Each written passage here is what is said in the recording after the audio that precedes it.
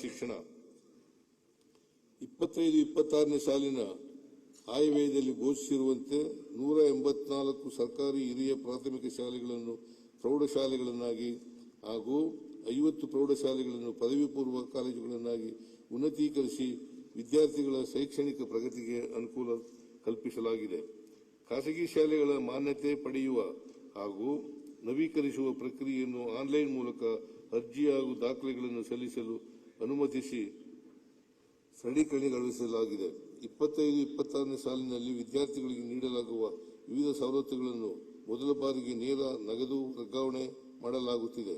ವಿದ್ಯಾರ್ಥಿಗಳಿಗೆ ಗ್ರಾಮೀಣ ಪತ್ರ, ಕನ್ನಡ ಮಾಧ್ಯಮ ವ್ಯಾಸಂಗ ಪ್ರಮಾಣ ಪತ್ರಗಳನ್ನು ಆನ್ಲೈನ್ ಮೂಲಕ ವಿತರಿಸಲಾಗಿದೆ. ಉತ್ತಮ ಕಲಿಕೆ ಉಜ್ವಲ ಭವಿಷ್ಯ ಎಂಬ ಘೋಷವಾಕ್ಯದೊಂದಿಗೆ ಒಂದೇ ಸೂರಿನಡಿ ಗುಣಮಟ್ಟದ ಶಿಕ್ಷಣ ನೀಡಲು ಎಡಿಬಿ ನೆರವಿನೊಂದಿಗೆ 500 ಶಾಲೆಗಳು, ಕೆಕೆಆರ್ಡಿಬಿ ನಿಧಿಯಿಂದ 200 ಶಾಲೆಗಳು ಹಾಗೂ ಕೆಎಂಇಆರ್ಸಿ ನಿಧಿಯಿಂದ 100 ಶಾಲೆಗಳು, ಒಟ್ಟಾರೆ 800 ಶಾಲೆಗಳನ್ನು ಕರ್ನಾಟಕ ಪಬ್ಲಿಕ್ ಶಾಲೆಗಳನ್ನಾಗಿ ಉನ್ನತೀಕರಿಸಲಾಗುವುದು. ಇದಕ್ಕಾಗಿ ಒಟ್ಟಾರೆ 3,900 ಕೋಟಿ ರುಗಳನ್ನು ಮುಂದಿನ 3 ವರ್ಷಗಳಲ್ಲಿ ವೆಚ್ಚ ಮಾಡಲಾಗುವುದು. ವರ್ಗಾವಣೆ ಕೌನ್ಸಿಲಿಂಗ್ ಪ್ರಕ್ರಿಯೆಗಳ ವೇಳೆ ಕರ್ನಾಟಕ ಪಬ್ಲಿಕ್ ಶಾಲೆಗಳಲ್ಲಿನ ಶಿಕ್ಷಕರ ಹುದ್ದೆಗಳನ್ನು ಮಹತ್ವದ ಹುದ್ದೆಗಳೆಂದು ಪರಿಗಣಿಸಿ ಮೊದಲ ಆದ್ಯತೆಯಲ್ಲಿ ಭರ್ತಿ ಮಾಡಲಾಗುವುದು ಹಾಗೂ ಸದರಿ ಶಾಲೆಗಳಲ್ಲಿ ಖಾಲಿ ಇರುವ ಹುದ್ದೆಗಳಿಗೆ ಶಿಕ್ಷಕರ ನೇಮಕಾತಿ ಮಾಡಲು ಆದ್ಯತೆ ನೀಡಲಾಗುವುದು. ಸರ್ಕಾರಿ ಶಾಲೆಗಳ ಬಲವರ್ಧನೆಗಾಗಿ ವಿಶೇಷವಾಗಿ ದಾಖಲಾತಿ ಪ್ರಮಾಣ ಮತ್ತು ಕಲಿಕೆಯ ಫಲಿತಾಂಶಗಳನ್ನು ಹೆಚ್ಚಿಸಲು ನಮ್ಮ ಸರ್ಕಾರ ಬದ್ಧವಾಗಿದೆ.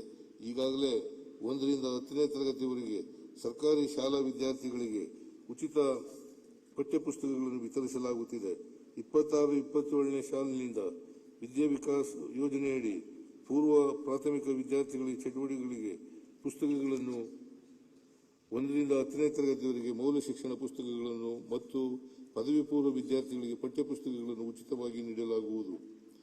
ಸರ್ಕಾರಿ ಪ್ರಾಥಮಿಕ ಮತ್ತು ಪ್ರೌಢಶಾಲೆಗಳು ಮತ್ತು ಪದವಿ ಪೂರ್ವ ಕಾಲೇಜುಗಳಲ್ಲಿ ಹೊಸ ಕೊಠಡಿ ನಿರ್ಮಾಣ ಮತ್ತು ಕೊಠಡಿಗಳ ದುರಸ್ತಿ ಕಾಮಗಾರಿಗಳಿಗೆ 565 ಕೋಟಿ ರುಗಳು, ಶೌಚಾಲಯ ನಿರ್ಮಾಣಕ್ಕಾಗಿ 75 ಕೋಟಿ ರುಗಳು ಹಾಗೂ ಶಾಲೆಗಳಿಗೆ ಪೀಠೋಪಕರಣಗಳನ್ನು ಖರೀದಿಸಲು 25 ಕೋಟಿ ರುಗಳ ಅನುದಾನವನ್ನು ಒದಗಿಸಲಾಗುವುದು. ಸರ್ಕಾರಿ ಪ್ರಾಥಮಿಕ ಪ್ರೌಢಶಾಲೆಗಳು ಮತ್ತು ಪದವಿ ಪೂರ್ವ ಕಾಲೇಜುಗಳು ನಿರ್ವಹಣೆಗಾಗಿ 125 ಕೋಟಿ ರುಗಳ ಅನುದಾನವನ್ನು ಒದಗಿಸಲಾಗುವುದು.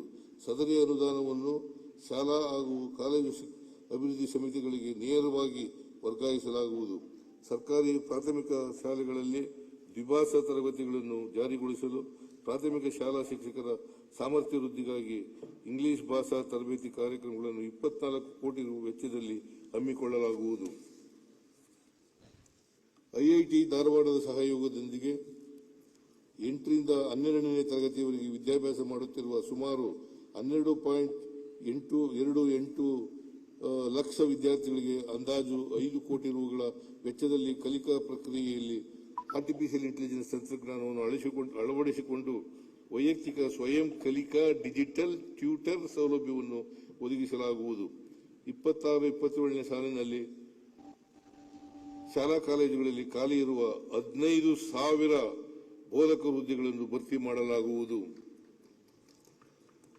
ವಿದ್ಯಾರ್ಥಿಗಳಲ್ಲಿ ಒತ್ತಡ ನಿವಾರಿಸಿ ಮಾನಸಿಕ ಆರೋಗ್ಯವನ್ನು ಸುಧಾರಿಸಲು 204 ಬಿಆರ್ಸಿ ಕೇಂದ್ರಗಳಲ್ಲಿ ಪ್ರತಿ ಕೇಂದ್ರಕ್ಕೆ ಒಬ್ಬರು ಅರ್ಹ ಮಾನಸಿಕ ಆರೋಗ್ಯ ಸಲಹೆಗಾರರನ್ನು ನೇಮಿಸಲಾಗುವುದು. ವಿಜಯಪುರದ ಸೈನಿಕ ಶಾಲೆಯ ಹಾಸ್ಟೆಲ್ ಕಟ್ಟಡಗಳನ್ನು ಹಂತ ಹಂತವಾಗಿ ಪುನರ್ನಿರ್ಮಿಸಲು ಪ್ರಸಕ್ತ ಸಾಲಿನಲ್ಲಿ 10 ಕೋಟಿ ರುಗಳನ್ನು ಒದಗಿಸಲಾಗುವುದು.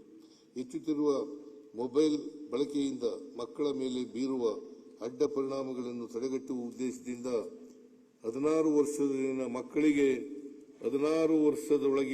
ಮಕ್ಕಳಿಗೆ ಸಾಮಾಜಿಕ ಜಾಲತಾಣದ ಬಳಕೆಯನ್ನು ನಿಷೇಧಿಸಲಾಗುವುದು. ವಿದ್ಯಾರ್ಥಿಗಳ ಆರೋಗ್ಯ, ಭವಿಷ್ಯ ಮತ್ತು ವ್ಯಕ್ತಿತ್ವ ರೂಪಿಸುವ ಸ್ಥಳವಾಗಿರುವ ಶಾಲಾ ಕಾಲೇಜುಗಳು ಮತ್ತು ವಿಶ್ವವಿದ್ಯಾಲಯಗಳಲ್ಲಿ ಮಾದಕ ವಸ್ತುಗಳ ಬಳಕೆಯನ್ನು ತಡೆಯಲು ವಿದ್ಯಾರ್ಥಿಗಳಿಗೆ ಶಿಕ್ಷಣ ಮತ್ತು ಜಾಗೃತಿ ಕಾರ್ಯಕ್ರಮ, ಕಠಿಣ ನಿಯಮ ಹಾಗೂ ಸಹಾಯ ಕೇಂದ್ರಗಳ ಮೂಲಕ ಮಾದಕ ವಸ್ತುಗಳ ಮೇಲೆ ಕಟ್ಟುನಿಟ್ಟಿನ ನಿರ್ಬಂಧ ಹೇರಲಾಗುವುದು.